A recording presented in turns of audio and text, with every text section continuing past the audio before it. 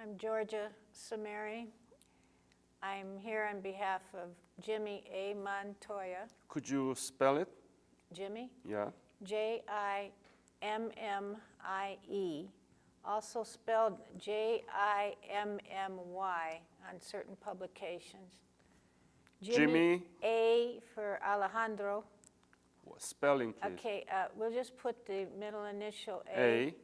And then Montoya, Montoya. And who's that? Jimmie Montoya of Albuquerque, New Mexico. I was his friend and companion for 32 years. And Linda Montoya, seated next to me, is his daughter. So Jimmie Montoya, was he Korean War veteran? Korean War veteran, entered from Las Vegas, New Mexico at the age of 15. And when did he go to Korea? He went in 1950, summer of 1950, and was taken prisoner, was POW, MIA, was in combat Purple Heart. He had 3 Purple Hearts, shot 3 times. Please tell me as much as you know about his service. Okay. His service is documented in 2 books already. We have copies of those relating to his participation. Could you show that up to your chin? Yes, of course. The first book was written by his actual group, Nam One Bunch in Korea. The book was actually compiled and edited by Terry McDaniel of Carmel, Indiana. He was a comrade in arms of Jimmie Montoya. And the second book, in which Jimmie is featured for his participation, is Korean Atrocity by Philip Chinnery of England and published by Naval Institute Press. So Jimmie's service be included in the book? In both books. Both books. And then Jimmie also wrote his own compilation, and this book is not published yet, so we are just showing it. Yeah, we're going to publish Talk this. about this later. Mm-hmm. Is he alive now? No, my dad died December 25th, 2011. Mm-hmm. So, Okay. could you move the microphone to her, Linda? Tell me about what you know about your father's service as Korean War veteran. He was in the 23rd Infantry. Mm-hmm. That's why I wanted you to talk to her. She knows a lot more about it. I do too, but I mean, I don't want to. Okay. But anything that you heard from your own father about his service?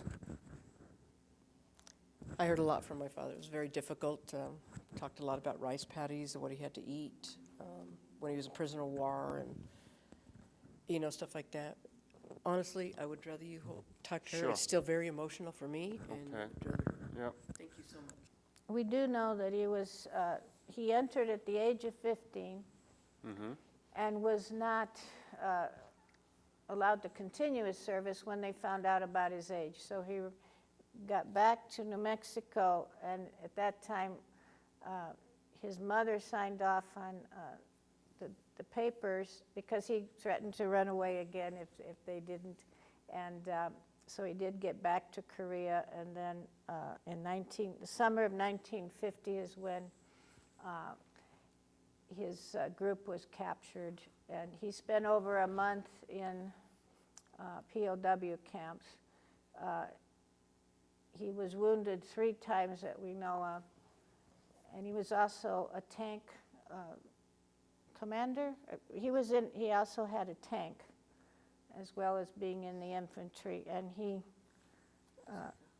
is, according to these documents here. He was, before he was wounded for the third time, he threw a grenade into the North Korean area. And again, a fellow named Gregory, Ed Gregory, who has subsequently died also, he was from Massachusetts, Worcester, Massachusetts, and he's the one who saved Jimmie's life by dragging him for a mile, and then they were able to survive in the camp, and or else Jimmie would have been shot on the spot. Do you know when was he captured? I believe it was July of 1950. Again, it's all documented here.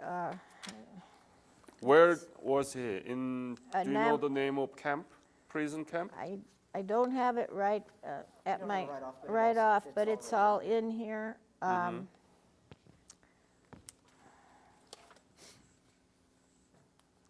He did shoot the bazooka.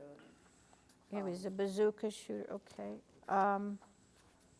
If we would have known the question.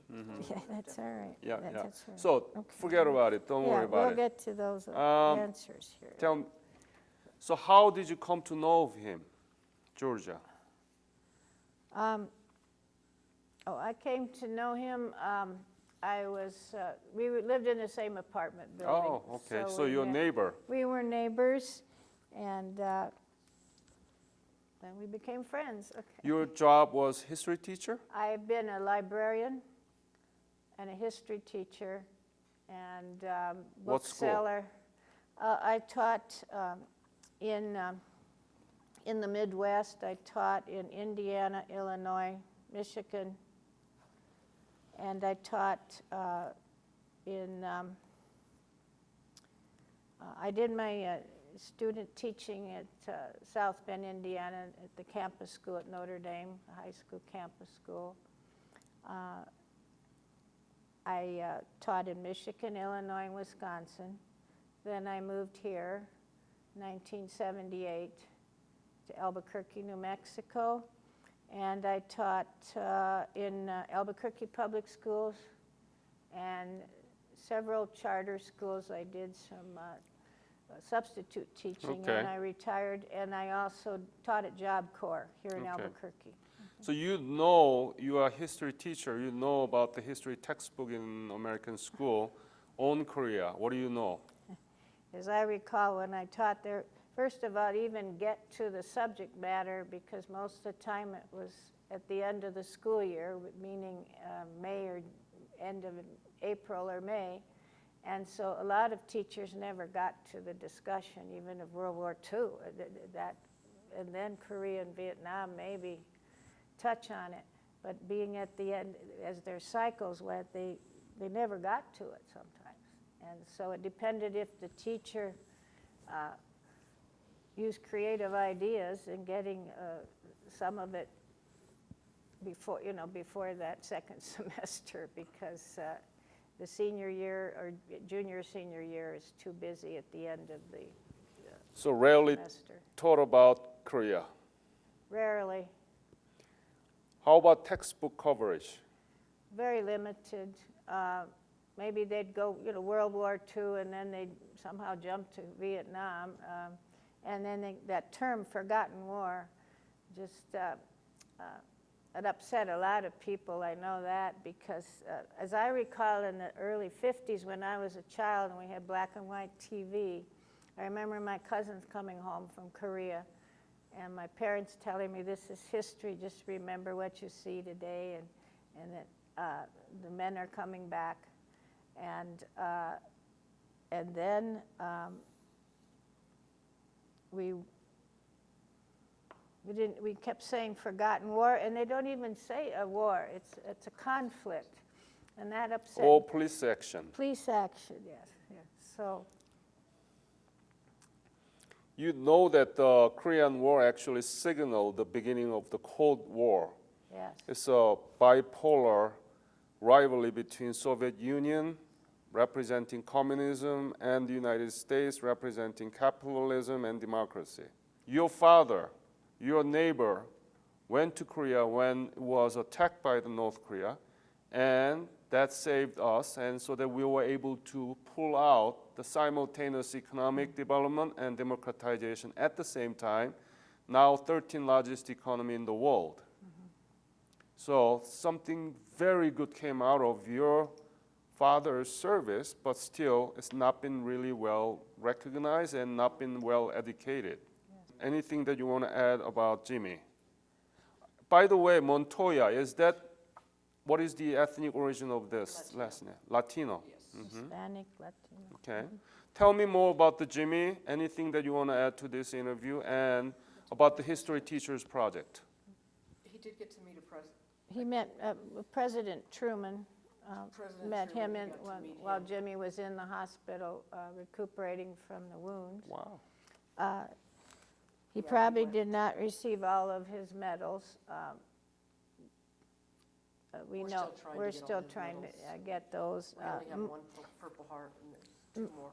And most of the men, and of course women served in some of these areas too, but the men, they never talked about it. They were a different generation. It was part of their duty. And this is why for Jim and for Jimmie and for most of these people, it would only come up years later and they'd say, oh, someone's trying to find us. We finally found the man that saved Jimmie's life in Korea, and that was after about 40 years, I guess, you know, so that He was able to email them and and talk get to them together on the phone and, you know, and stuff. And it and really a lot of helped him. closure was Yeah, I mean, gotten to there, and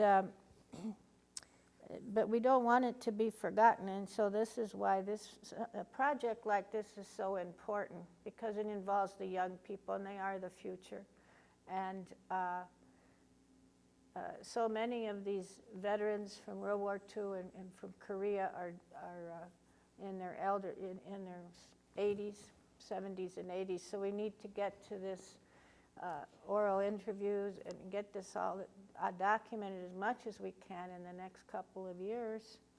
And it's truly, again, an exciting project. I'm excited from teaching background, from having Jimmie in our lives, and we want to make sure these men are not forgotten. And as you said earlier, I totally agree, because as a child, I remember the Cold War, and we remember communists, and they were going to come, and we hid in our basements in Indiana. We had a civil defense basement in my home, in my father's home. We had we had food and provisions waiting for communists to come and attack us. And I think this... that was power of indoctrination. Right, but the interesting thing is it did start with, you know, we saw Korea, and the veterans would tell us we were fighting communists. Exactly. We were fighting the Chinese. And so, you know, everybody was not aware of that, you know. And You know, in 1947, I think I remember, if that's correct, the George Kennan, who was the American diplomat in Moscow, sent a long telegram called X, describing and explaining the real nature of the Soviet Union, because Soviet Union, Russia was ally of the United States for the World War II, but later they found this was something radically different. George Kennan's long telegram was ignored pretty much, but Korean War showed the real nature of the Russia and North Korea, the communism. yes. Yeah, so it's very important, but ignored. well, we belong, once a month, we meet here with the Purple Heart committee that we belong to. And the different service organizations do communicate, and they need to get the message out more so than they can. But the local group of the Korean War Veterans Association put a flyer, and I just happened to see it at the meeting 2 weeks ago. And so that's how we're here today, or we would probably have not known about it. Like, we do go online, we do search, and I did some online searching of this project, Tell America Project, and the work that you're doing. But again, you know, just getting here today, the opportunity presented This is itself. a very And, but these, by the way, Mr. Chinnery, I guess, has written a couple other books on Korea, and I'm sure these are archived somewhere, you know. the legacy of Jimmie and many other being killed, still in missing Still missing. and wounded, unrecognized. So many young American soldiers, and we need to do something about it. That's why my foundation started. Without preserving their memories, we're going to lose everything. Their average age is 85. Does he have some memorabilia? Yes. Yes, I have all his, you know, I have the majority of his medals. Pictures with the books. Truman? Yes, Yes, I have pictures. and we have the letters, we have, okay, Letters he wrote back from the prison camp? and no, not, Yes, I wish I would have brought that. it's, this is What I his have is picture. the from- one where they wrote to his mom to tell him that he Oh, was PO. Yeah, that he yeah, they was missing in in yeah, action. they actually had a funeral set up for him because he was MIA, luckily. Yeah. One thing I want to say is they met when they were neighbors, but they became longtime companions for over 33 years. So I don't want her to be called a neighbor. She's more like my stepmom, and she's That's been my fine. rock for the last Yeah. 3 years. You know, and her and So- my dad had a great relationship, and Yeah, we were blessed with Jimmy. we were very blessed to have him. Yeah, so, He later in life became an IRS agent Yes. with the government. federal agent. He retired from there, and He he was was, a handyman, knew how to do everything. he was an Terrible. old rancher. In fact, remembering what helped him through the camp survival is he always called the city boys from New York and out east because they didn't know what plants or what berries they could eat if they could find something. And there was always this, you know, the farm and the ranch boys versus the city kids. But it was the city kid, by the way, that rescued him. So he always had a little love for somebody for the city. But he helped them actually survive. Some of the men later told me in the phones or mail correspondence that Jimmie helped them survive by knowing plant life and just basic raised survival skills. Extremely poor on a ranch outside of Las Vegas, New Mexico. And he would go in on a horse, 4 years old, and he would shine shoes, sell newspapers, whatever he could do at 4 years old 5. to make a nickel. And all the money that he made, he would always give to his mom. Also, the money that he made in the Korean War, and he would also take people's shifts, to make money, and To he would send send it all home back to his To New mother Mexico. and father to help with the kids. And he's I'm so happy and lucky to meet you here. Very, we're lucky too. Yes. we're yeah. lucky. And as I told you, and I asked you, and I think you are working very hard to have all his memoir documented. Please scan all those artifacts related to his service. Burn the CD, send it to me. You have an address in my business card. I can publish this interview with his picture and all others. You send me 500 words of biography, okay? Where was born, when was born, and all this, documenting the facts, where he got in the basic military training, and went into Korea, and when he was captured, when he was released, and what happened to him afterwards. Write it, 500 words. It's a homework for you, Linda. You have to do it, She okay? gotta have, yeah. And send it to me. Okay. That's how we want to remember him, and we don't want to forget him, okay? All right. So nice meeting you. Thank you. Thank you you. for Thank you sharing for the doing story this. I with appreciate us. it. Yes. Wonderful.